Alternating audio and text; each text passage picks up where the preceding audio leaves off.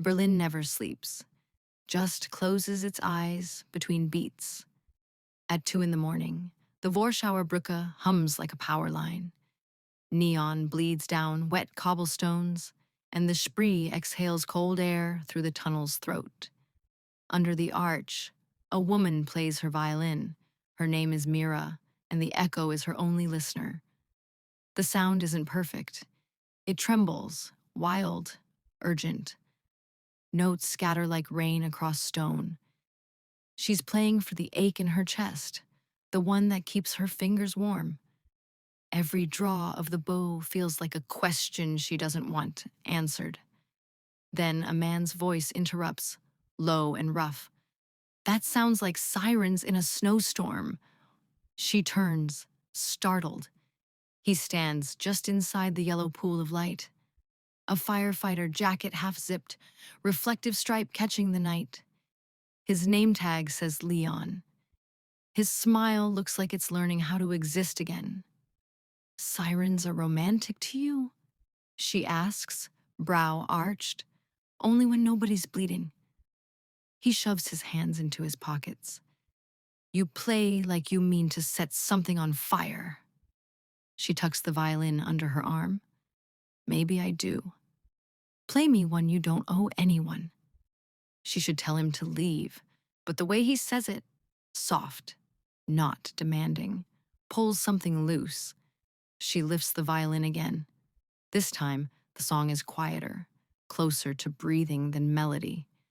When she finishes, Leon looks like he's been holding his breath. Greater than now I owe you, he says. Good, she answers. I like keeping accounts. They share greasy donor beneath fluorescent lights that make everyone honest. She tells him her name. He tells her he's just finished a shift. False alarm, he says. Someone's soup tried to redecorate their kitchen. Soup is treacherous. That's how it gets you, he replies, and they both laugh, half tired, half alive. When he walks her home, rain starts to fall, thin, silver threads connecting them. The ivy painted on her building flakes from the wall, but he still says, "It's beautiful the way things try." She watches him walk away. For once, the city feels like it's breathing with her. Weeks pass. They meet again, then again. Sundays, she plays in Mauer Park. He watches from the crowd with 2 coffees. When a string snaps mid-song, he flinches like he's the one who broke. She laughs, the sound cutting clean through the chaos. He runs by the canal on his days off. She jogs beside him until her lungs revolt, then walks and talks and lets him pretend she's keeping pace. He cooks. She burns everything. His calm unnerves her, but she keeps showing up. One night, while she tunes her violin, he says, "You pretend you're a joke, so no one else can make you one." She looks up, stung, and you carry a hose in your chest, waiting for fires. He smiles sadly. Someone has to. Some of us are matchsticks, Leon. Maybe that's your calling. Their silence hums with everything unsaid. They kiss in the stairwell of her building, the place where paint peels and echoes multiply. He leans in to say her name, and the word breaks open against her mouth. His hands smell faintly of smoke, and she thinks, this is what danger feels like when it's kind. After that, it's a slow explosion. They eat noodles from the pot and fall asleep mid-argument. They make love like they're fighting gravity, laugh until it hurts, and hurt until they have to laugh. She plays him half-finished songs. He traces invisible shapes on her shoulder and pretends to understand every note. It feels infinite until the first crack. Mira gets an audition for a quartet. Steady work, clean dresses, music that pays rent. Leon tells her she'll be brilliant and offers to pick her up afterward. "Don't," she says too fast. "If you're there, I'll play for you instead of them." He nods. unsure whether to feel proud or rejected. The next morning, she oversleeps. Rain slicks the streets. Her case bangs against her knee. And by the time she arrives, they're running ahead of schedule. She plays badly. Her bow slips. Her breathing betrays her. When she finishes, polite silence fills the room, like water in a sinking ship. She walks out and types, "Greater than great, don't need a ride," then turns her phone off. That night, Leon makes risotto, the one dish he trusts. "Tell me what's wrong," he says. "Nothing." "You're lying." "So what if I am? Maybe I want one story that's mine." "I'm not fixing. I'm asking, in your head, those are the same." He exhales, fighting his own instinct. "In my head, I love you." "That's all. I didn't ask for that." "Yes, you did. First night you met me, you said, 'When I'm falling apart.' Maybe I changed my mind." He sets the spoon down gently, as if sound might make it worse. "Okay," he says. Then we eat in silence. "I don't want your silence." They do anyway. The risotto is oversalted and unsalvageable. Good days return, as they always do. Quietly, almost kindly.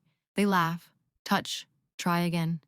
But love that burns bright also burns through oxygen. Small arguments spark. A text left unanswered. A tone mistaken. He starts talking like a checklist. She starts performing chaos just to feel seen. One night, he finds her on the bedroom floor, violin beside her. "Where are you right now?" he asks. "Somewhere that doesn't need rescuing." "I miss you. I'm right here." "You're not." She puts her head on his shoulder. They stay there until the silence stops feeling dangerous. They even try therapy once. The therapist's shoes gleam. Her questions cut deep. "There's a difference," she says, "between a relationship and a rescue." Mira laughs bitterly. Leon doesn't. They never go back. The second big fight begins small, as disasters often do. Leon spends 4 hours inside a warehouse fire. No deaths. He comes home shaking but proud, smoke still tangled in his hair. Mira has cooked pasta. Poorly, but with love. "You look like a hero on a cheap novel cover," she teases. "You look like the reason I'd read it," he says, kissing her until she stops him. "You love it, don't you?" she asks. The fire, the feeling. He blinks. "What?" "That rush. That story where you matter most. It's my job. It's your hunger." His chair screeches backward. "That's not fair." Neither is being with someone who only knows how to love what needs saving. He goes to shower. She cleans up mechanically, heart pounding against the quiet. When he returns, towel around his neck, she says softly, "I need space." "For how long?" "A week, maybe 2. He nods. "Okay." She means to call after 3 days. She doesn't. Neither does he. They both stay faithful to their silence. 2 weeks later, at 3 a.m., Leon wakes to static and the voice of dispatch. "Residential fire. Kreuzberg. Possible entrapment." He knows the address. He's in the truck before thought can argue. The fire paints the sky orange. Flames lick out of a third-floor window. "One missing," says the commander. Name starts with M. He climbs.